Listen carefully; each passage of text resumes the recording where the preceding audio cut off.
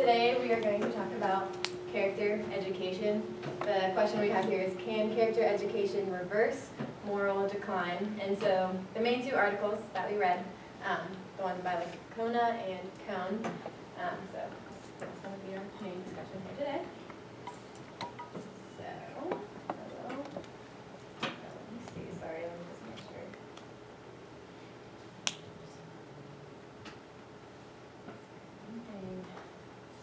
Is there like, If you move your cursor onto that screen, then you can use your space bar. You should be able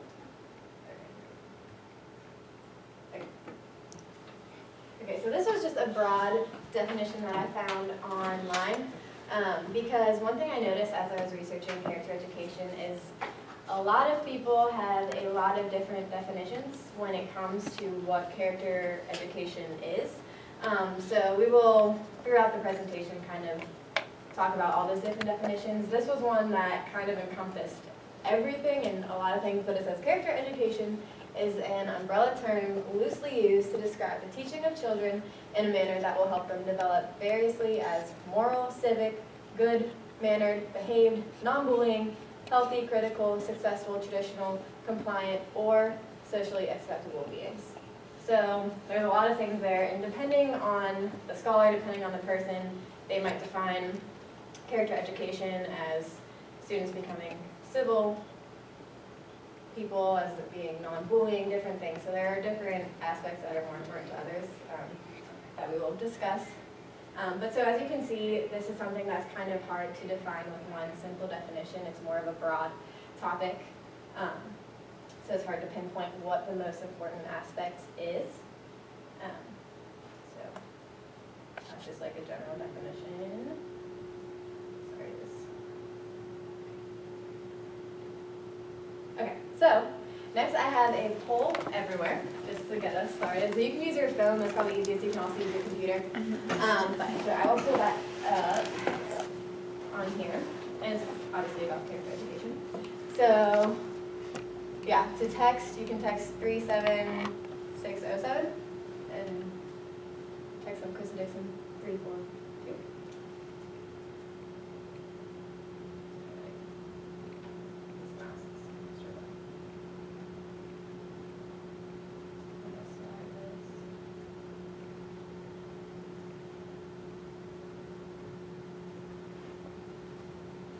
And then here is the actual poll. So let me know if you get in. But so basically there's two questions here. You can answer both, you can answer one. Just a general question, what to you does character education mean? What do you think the definition of that is? And then, did you experience any type of character education during your schooling experience? So if you remember thinking back to elementary school, middle school, high school, was there any character education that you remember like being taught? And if so, what was that? So you can have one answer if you would like, and then we'll discuss that. Wait, you send your answer in. Let me know if it's working. If not, if it's easier on the computer.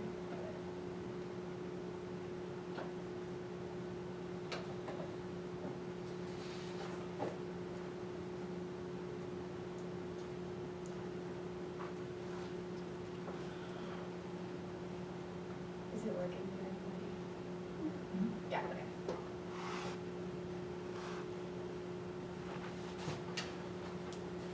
So we have intentionally teaching students good values, morals, and other important characteristics of a good person. It means better students' interpersonal and interpersonal skills, things that will help them later in life. No bullying days in elementary and middle school.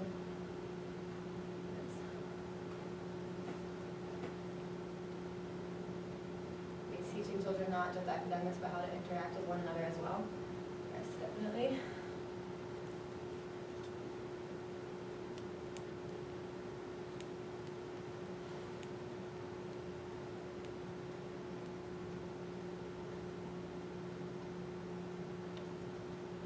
Character traits and good values, anti-bullying programs. Yeah, so I feel like those are pretty common in schools. Schools is probably daily learning.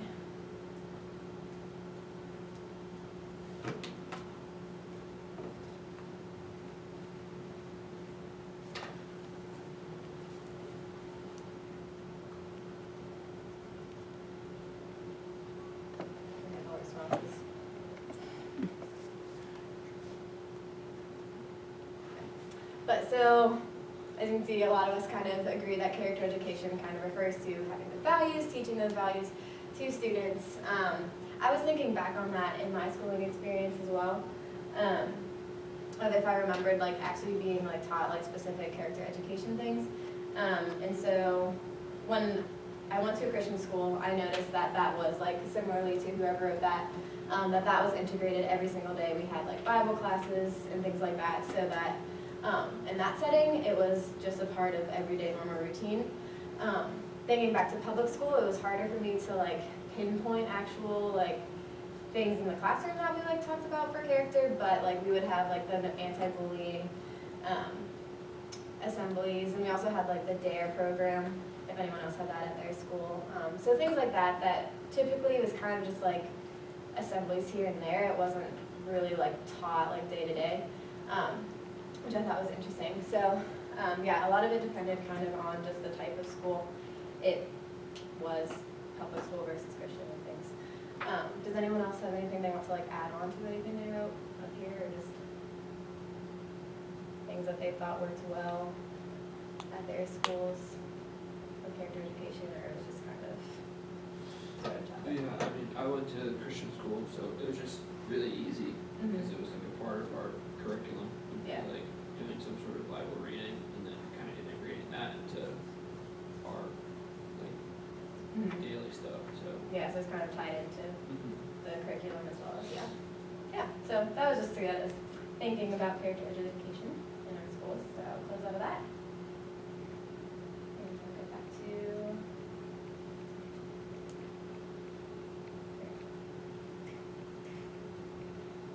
Okay, so next we'll talk about the first article that we read. So it was by a man that I named Thomas Lacona. And he got his Bachelor's of Arts at Siena University and his Master's at Ohio State University. He's a developmental psychologist and a professor of education at SUNY Portland. So he's a professor of ed. He's very versed in this topic. He's the former president of the Association for Moral Education. So being a president for moral education, he's very has a lot of expertise about moral education. He founded the Center for the 4th and 5th R's, which are respect and responsibility, and that is also at SUNY Portland where he teaches, and that's basically like a school of education for explicitly like teaching character education. So a lot of his students go through that program as well, and it's like very focused on character education as opposed to how most education schools that you go to are like focused more on academics. He has a monthly blog for Psychology Today called Raising Kind Kids, so clearly that also has to do with character and morality and all of that. He's been a guest speaker on a lot of different shows, all involving character education. And finally, he won the Sanford and McDonald Lifetime Achievement Award in character education. So clearly, he is very qualified to be speaking and writing on character education. And even as I was doing like my research, like typing in the search bar, like I swear like 40% of the articles were by him. So he's really written a lot about character education. He's very passionate about it. So let's see. So these are. Oh, I didn't switch on here. These are books he's written. He's written 9 books on character development, character education. Some of his really famous ones are Character Matters, Raising Kind Kids, and Educating for Character. So a lot of his articles are actually excerpts from these books, and then some are just that he's written like independently from these books. But he has a lot to say about character education.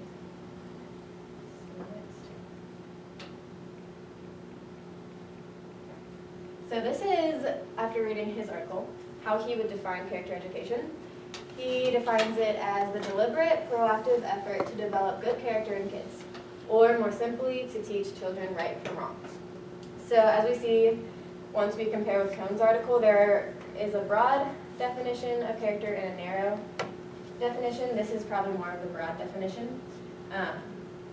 And so throughout the rest of his article, and while we are teaching and talking about Icona, this is what he will be referring to. It's basically the definition to him is basically teaching students right from wrong, just a very broad thing. And another quote that he says is, good character consists of knowing the good, desiring the good, and doing the good habits of the mind, habits of the heart, and habits of action. So that's just another quote.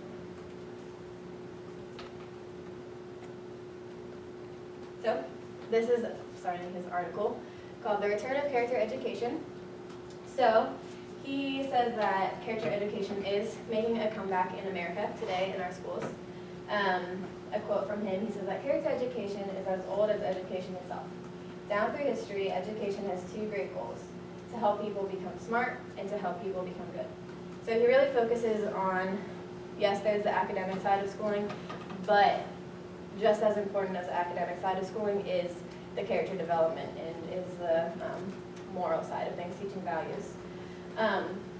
So one thing that he states of kind of why character education had declined in the past, because when you first think of schooling, it was very associated, like in very early days of America, like it was very associated with Christian values and all of that, so that was integrated into schools.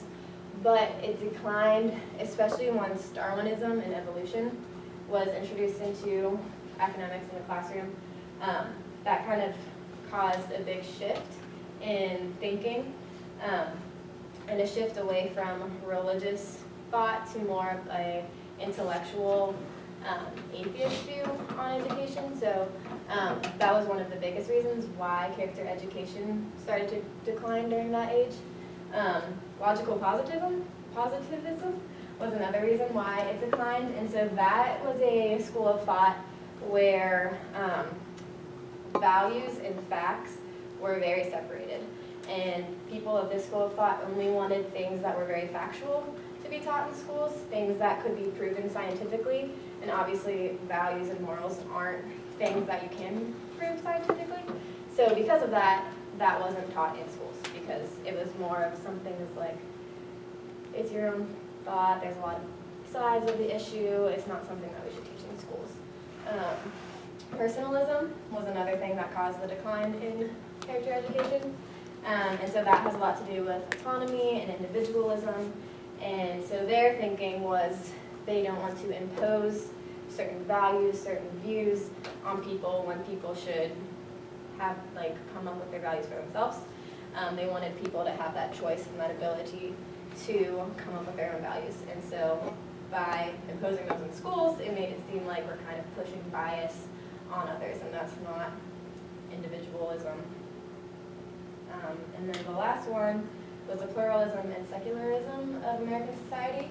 And these questions still we will see kind of pop up in character education. But so the first one is, whose values should we teach? Because there are many sides of this question. Which value is better than others? How many values should we be teaching? Should we teach all the values? So that's still a big question, because there are obviously a lot of values and different sides of things. And so that caused it to be hard to kind of pinpoint one thing that should be taught. And then the second one, the separation of church and state. A lot of people viewed teaching morals as kind of a religious affiliation with that. So because they wanted that pure separation of church and state, they thought that teaching morals and values could violate that separation. So those are a lot of reasons why in the past character education declined.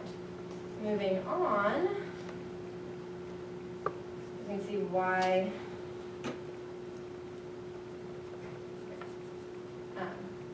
it's starting to come back and make a comeback in American societies, as he put it out. So the question, why character education now? And Lacona gave 3 main reasons as to why we see a rise in character education again. The first was the decline of the family. Obviously, recently we know like divorce rates are a lot higher, and a lot of students struggle with that. That has an effect, obviously, in schools. There was one quote from the article from another scholar, her name is Sylvia Hewlett, and she said that American children, rich and poor, suffer a level of neglect unique to children among developed nations. So that even though parents today are more educated, typically, they typically have less kids than people did in the past, so there's more wealth that they can focus on those children. Kids actually, the well-being of students has decreased. So I just thought that was interesting, and I wanted to get your guys' opinions on that. Do you agree with that?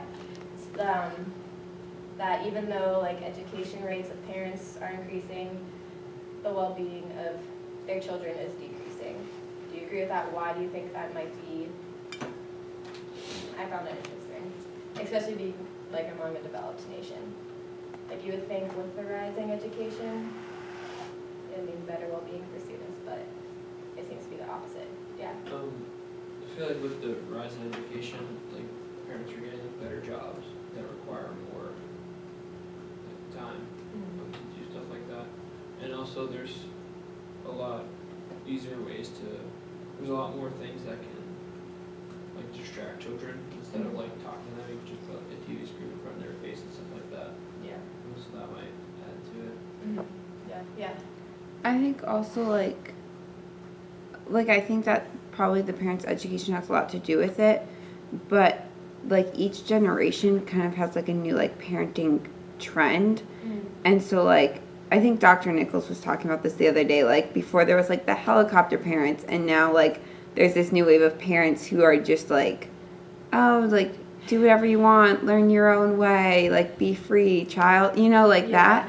And so like because of that, there's less like direct instruction of like, you know, like how to, you know, how to have conversations well and like things like that. Yeah, that's a good point. Yeah.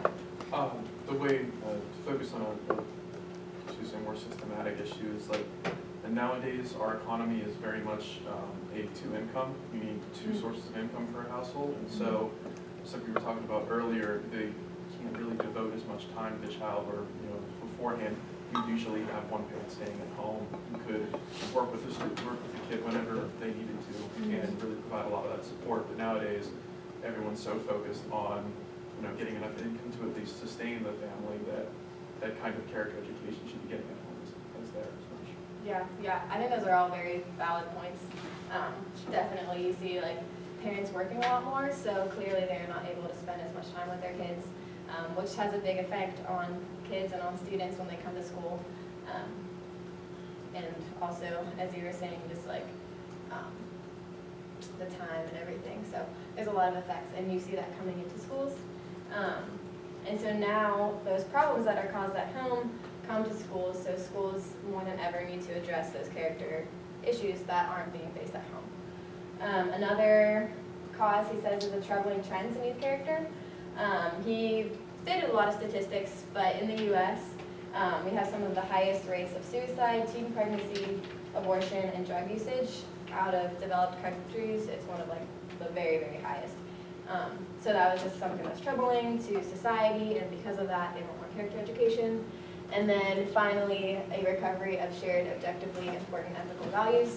So when adults are seeing these troubling trends, that's kind of like a jolt of, okay, how do we address this? We need to solve this, we need to fix this. Schools are how we're going to fix it, basically. And so character education has been on the rise. Lycona suggests two main things that character education must do in the future and currently to have better character education in schools. So the first is that they must have an adequate theory of what good character is. And that's one of the biggest struggles that I've seen in a lot of articles with schools, is just having that definition of what do we believe good character is and how do we teach it.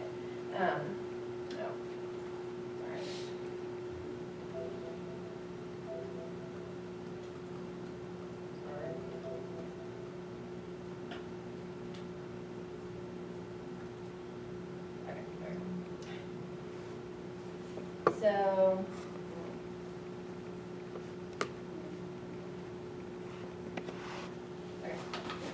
so we have to focus not only on intellectual character, so that's kind of like knowing what's right. You also have to focus on the emotional character, which is desiring what's right, and then finally the moral action, doing what's right. So all of three of those things have to work hand in hand to to really make a change in students, because everyone pretty much knows the right thing to do, but just because you know the right thing doesn't mean you're actually going to do it. So really focusing on the emotional character and moral action is really important. And then developing a holistic approach to teach character education. So really just thinking of a method and not just being like, oh, I'll address it as it comes up, having an actual like game plan of how to do it basically. So here we have just a lot of suggestions that he came up with in his article for teachers to do and also for the whole school to do. So there's a lot of different things, but yeah, on your paper you can just kind of jot a couple of these down. One of the biggest things was creating a moral community, just really creating that community where everyone in the classroom really looks out for each other and cares for each other, really boosts character in students. He also suggested having a democratic classroom, so allowing students to start coming up with rules and things like that, because when they have the ownership over it, they're more motivated to stick to it. He said was a really good strategy. Teaching values through the curriculum, kind of like John was saying, at the Christian school that kind of happened a lot, but in public schools even, as you're reading, like read-alouds, a lot of times those have moral stories and morals to them, so kind of connecting character education through that.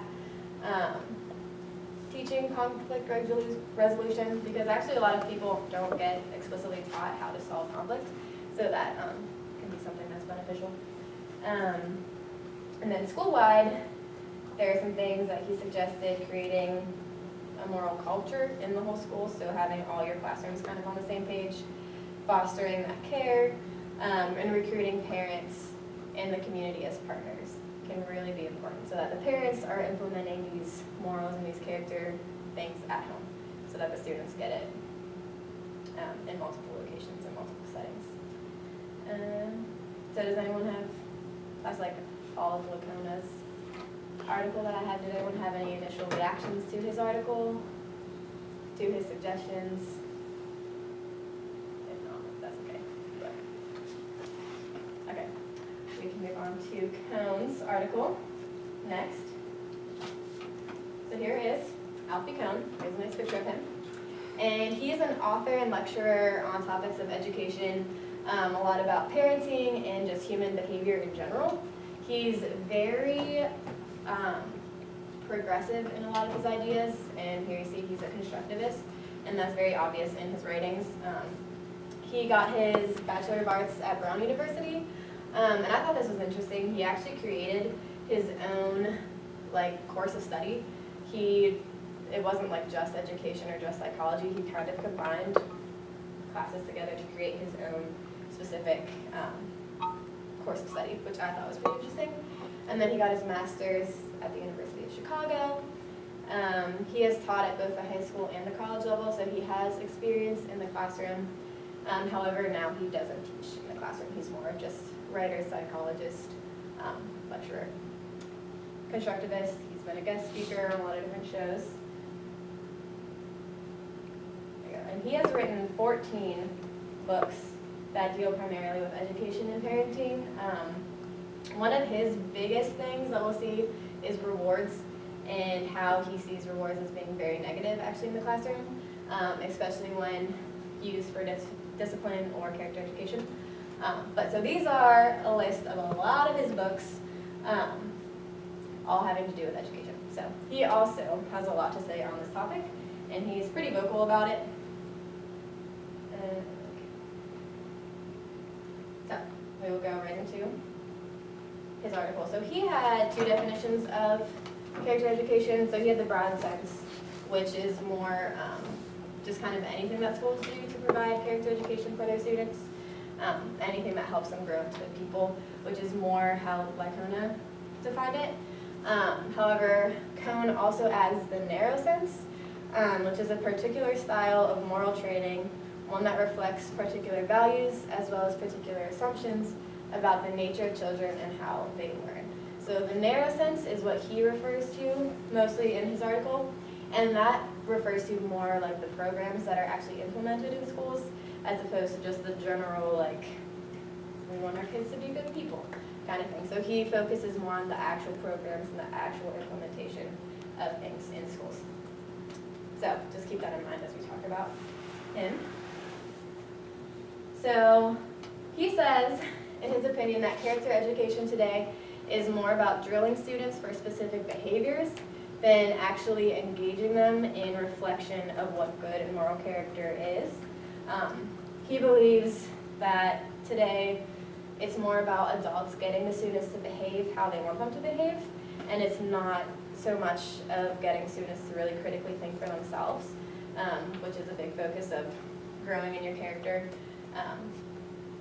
So, yeah, and he's very against rewards and awards for good behavior. He actually believes, yeah, the more that you reward someone for doing something, the less interest they actually have in doing that thing. He also has another quote, if you want to kill innovation, reward it. So he's very against rewards and sees them as actually inhibiting motivation and intrinsic motivation. So I wanted to get your opinion on that. Do you agree? Do you think rewards inhibit students from either like displaying like moral behavior? Do you think that actually hurts them in the long run? Do you agree with that? Do you disagree? Because it's pretty controversial. Some people really agree with it and some really don't. So I think this is more of a personal application of that.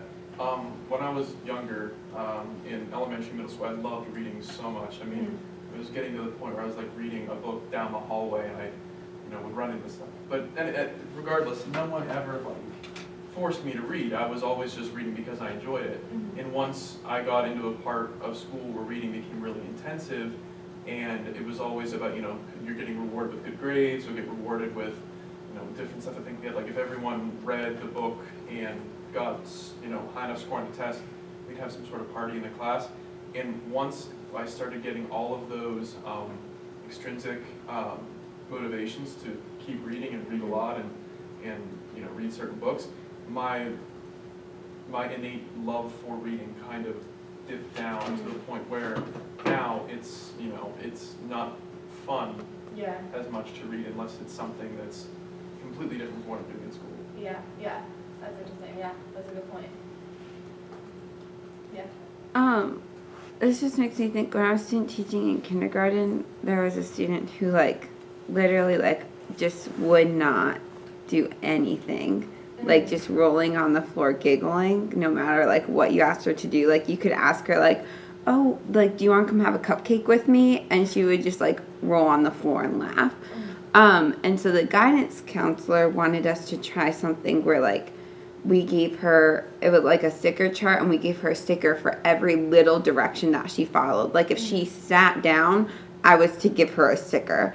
And then once she got so many, she would get a prize. And I was not the biggest fan of it because eventually she would purposefully lay on the floor so that I had to ask her to sit up, so that I had to give her a sticker so that she would get her prize.